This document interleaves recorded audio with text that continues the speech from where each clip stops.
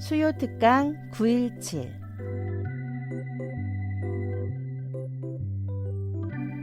여러분이 궁금한 우리가 듣고 싶은 이야기들을 만날 수 있는 시간. 오늘은 책 일상을 예배로 이끄는 가정기도서를 펴낸 목원대학교 김홍관 목사님의 이야기 함께합니다. 몇 해 전에 우리 교회 권사님께서 조상묘를 이장하면서 작업하기 전에 가족끼리 간단히 예배를 먼저 드릴 수 있도록 성경 본문과 기도문 하나를 작성해 달라는 부탁을 받았습니다. 전통적으로 우리나라 사람들은 조상의 묘를 옮길 때는 심적으로 많은 부담을 갖게 됩니다. 그래서 제가 정성을 다해서 기도 가운데 성경 말씀을 택하고 기도문을 작성해 드렸더니 은혜롭게 모든 이장을 마쳤다고 후에 인사를 전해왔습니다. 성도님은 중요한 행사나 일이 있을 때 가정에서 가족들이 함께 기도하기를 원합니다. 이것을 돕기 위해서 가정 기도서를 발간하게 됐습니다.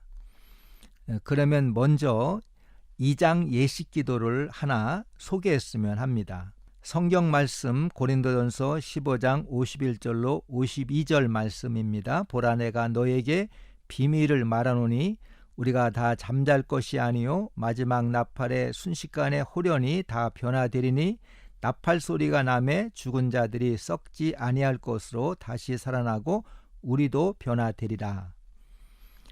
기도하시겠습니다.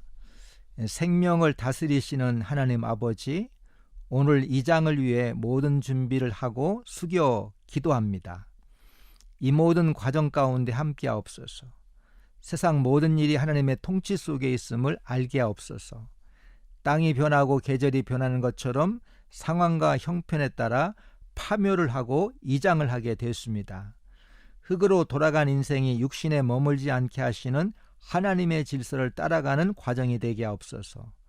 새로운 곳으로 이장하는 모든 절차를 주관하여 주옵소서. 인생은 하늘나라를 향하는 순례자의 길임을 알게 하옵소서. 생사고락을 넘어 하나님의 은혜로 사는 것을 깊이 깨닫는 시간이 되게 하옵소서. 일하는 분들의 손길도 주관하여 주셔서 순조롭게 모든 작업이 진행되게 하옵소서.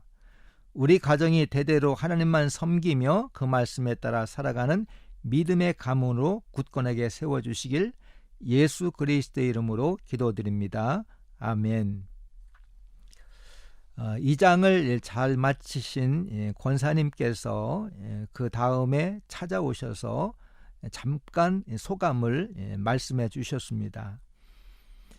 하나님의 말씀을 읽고 기도한 후에 작업을 시작하였더니 하루 종일 마음이 편안하고 하나님께서 모든 것을 주장하여 주시는 것 같은 확신이 들더란 말씀을 전해 주셨습니다.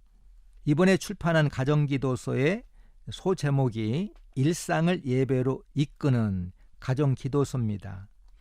모든 삶의 순간마다 기도함으로 하나님과 동행하는 가정이 되도록 돕는 데 기획 의도가 있었습니다. 이를 위해서 뜻을 같이 하는 목회자들이 모여 심혈을 기울여서 가정기도서를 출판하게 된 겁니다. 전체 5파트로 구성되어 있습니다. 첫 번째 파트는 자녀를 위한 기도, 둘째 파트는 부모님을 위한 기도, 셋째 파트는 부부의 기도, 넷째 파트는 가정사를 위한 기도, 그리고 마지막 파트는 가정 예식서로 이렇게 구성되어 있습니다. 가정 예식서에는 돌 감사 예식, 납골 예식, 첫 성묘 예식, 추도식, 설 가정 예식, 추석 가정 예식서를 첨부해서 각 가정에서 예식을 갖도록 했습니다.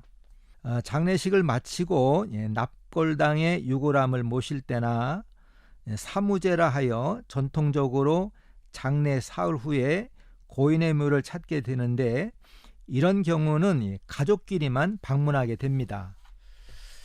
장례 기간은 목회자들이 주관하기 때문에 큰 불편이 없지만 납골 예식이나 첫 성묘 경우는 가족끼리 참석하는 경우가 대부분입니다.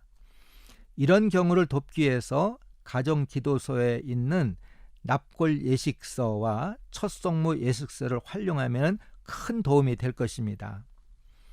현대 사회는 세속화로 인해서 결혼 예식도 주례없는 결혼식이 유행처럼 번지고 있습니다.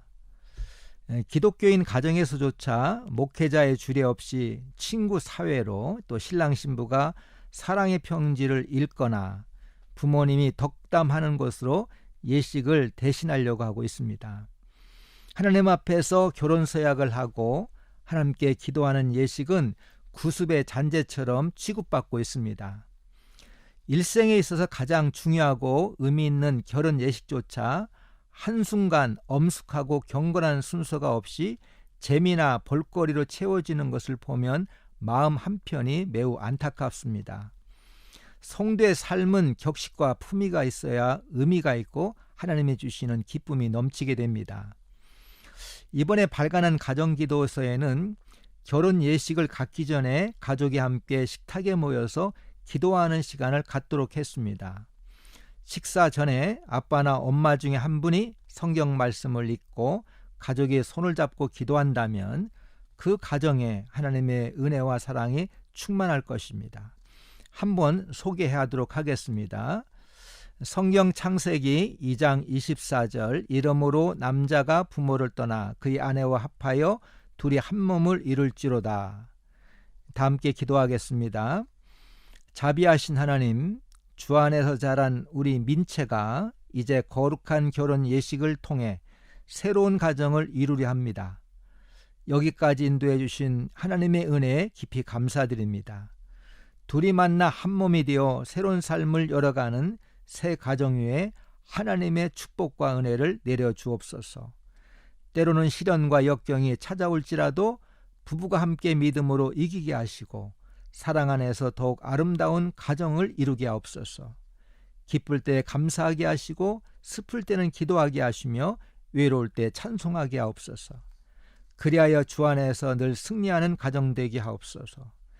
결혼을 통해 새롭게 출발하는 가정이 하나님의 사랑과 받은 은혜를 기억하며 하나님을 기쁘시게 하는 가정이 되게 하옵소서.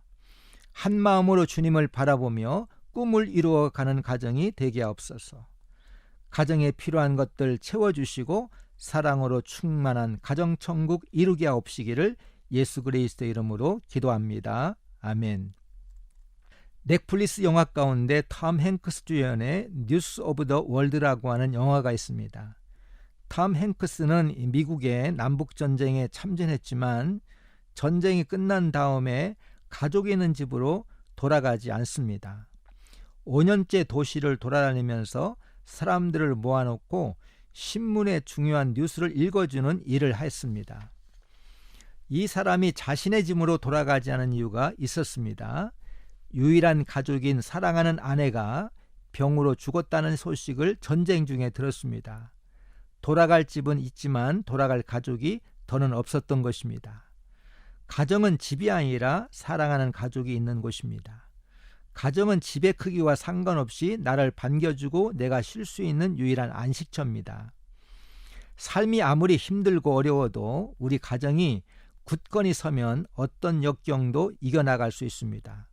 삶의 굳건한 기반이 되는 곳이 우리 가정입니다. 가정은 삶의 안식처입니다. 피곤한 몸을 이끌고 돌아와서 쉴 수 있는 곳이 가정입니다. 삶을 새롭게 충전하는 충전소와 같은 곳입니다. 그리고 가정은 자녀들이 부모로부터 교육을 받고 신앙을 훈련받는 곳이 우리 가정입니다. 그런데 가정은 무엇보다도 신앙 안에 있어서 더 중요합니다. 현대 사회에서 가정들이 흔들리면서 우리 신앙에 큰 위기가 닥치고 있습니다. 사무엘기 2장에 보면 한나의 이야기가 소개되고 있습니다. 한나는 자식 없는 보통의 여인이었지만 그의 기도만은 특별했습니다. 한나는 아들을 낳아 신앙으로 잘 양육하는 어머니였습니다. 우리 믿음의 가정은 자녀를 위해서 반드시 해야 할 것이 있습니다. 자녀를 잘 먹이고 입히고 공부시키는 것에 만족하여 머물러 있어서는 안 됩니다. 부모에게서 독립하여 스스로 하나님을 섬기고 경외하도록 교육할 수 있어야 됩니다. 우리 가정도 자신의 소견대로 자기 마음대로 사는 문화의 영향을 받고 있습니다. 하나님을 왕으로 모시고 기도하는 가정이 될 수 있기를 바랍니다.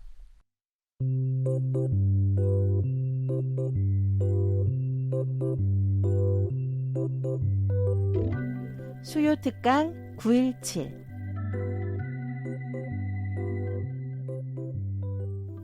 오늘은 책 일상을 예배로 이끄는 가정기도서를 펴낸 목원대학교회 김홍관 목사님의 이야기 함께 했습니다. 특강 내용 다시 듣길 원하시는 분들은 유튜브 오후에 만나 채널을 방문해 주시기 바랍니다.